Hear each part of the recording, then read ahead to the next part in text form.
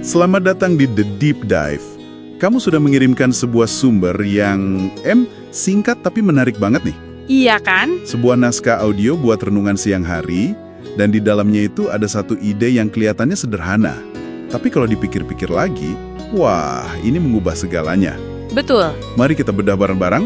Oke, siap. Oke, jadi naskah ini kan merujuk pada sebuah ayat di Alkitab, Roma 12 ayat 1.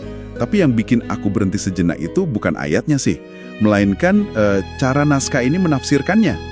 Penafsirannya ya? Iya, panggilan spiritual untuk menjadikan Kristus sebagai Tuhan itu katanya bukanlah perintah dari atasan yang dingin dan kaku. Oke. Sebaliknya, itu digambarkan sebagai nasihat hangat dari seorang saudara seiman. Ini kan cara pandang yang beda 180 derajat ya? Tepat. Dan yang menariknya di sini adalah mengapa pergeseran ini begitu penting. Nah, iya. Kenapa tuh? Naskah ini tuh seolah-olah mau bilang kalau Tuhan itu paham betul perjuangan kita sebagai manusia. Terutama soal, menyerahkan kendali. Oh, itu sulit banget. Sulit sekali kan rasanya? Iya. Nah, dengan membingkainya sebagai nasihat, bukan paksaan, dinamika hubungannya itu langsung berubah. Tunggu. Jadi ini kayak mengubah citra Tuhan dari seorang, katakanlah, CEO yang hanya kasih perintah, menjadi seorang mentor. Bisa dibilang begitu. Atau bahkan sahabat yang memberi masukan dari hati ke hati gitu. Itu perubahan yang luar biasa besar loh. Persis seperti itu. Dari yang tadinya terasa seperti kewajiban yang berat, Iya, menjadi sebuah hubungan yang didasari kepercayaan dan pengertian. Bukan lagi soal harus, tapi soal mau. mau karena kamu percaya nasihat itu baik untukmu. Betul. Betul.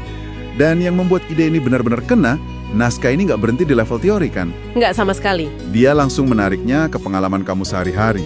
Dikatakan di sana, kalau kamu lagi merasa tertekan karena pekerjaan, masalah keluarga, atau apapun itu, coba deh dengarkan apa yang disebut sebagai suara lembut Roh Kudus. Dan naskah itu ngasih penekanan penting loh. Suara itu, yang bisa kita artikan sebagai intuisi atau dorongan batin yang menenangkan, Oke, tujuannya bukan untuk menambah beban pikiranmu. Sama sekali bukan. justru sebaliknya ya. Sebaliknya, itu adalah sebuah ajakan untuk bersandar penuh kepadanya.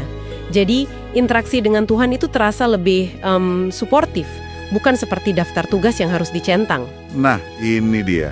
Jadi iman itu bukan lagi jadi beban tambahan di atas semua stres yang udah ada, Iya. tapi justru menjadi tempat untuk melepaskan beban itu.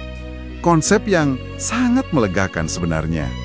Dan ini kan jadi memunculkan sebuah pertanyaan penting ya. Apa tuh?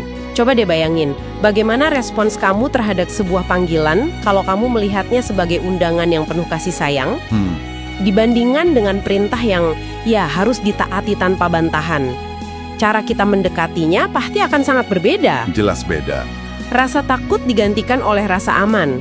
Jadi kalau kita tarik benang merahnya, ya inti dari renungan singkat ini adalah sebuah pergeseran kecil, tapi dampaknya raksasa. Betul sekali. Dari perintah ilahi yang mungkin terasa mengintimidasi, menjadi nasihat persaudaraan yang sabar dan hangat. Ini tentang sebuah undangan, bukan paksaan. Terutama di saat-saat kita merasa paling kewalahan. Benar sekali. Mungkin pertanyaan yang bisa kamu bawa pulang dari sini adalah ini. Oke.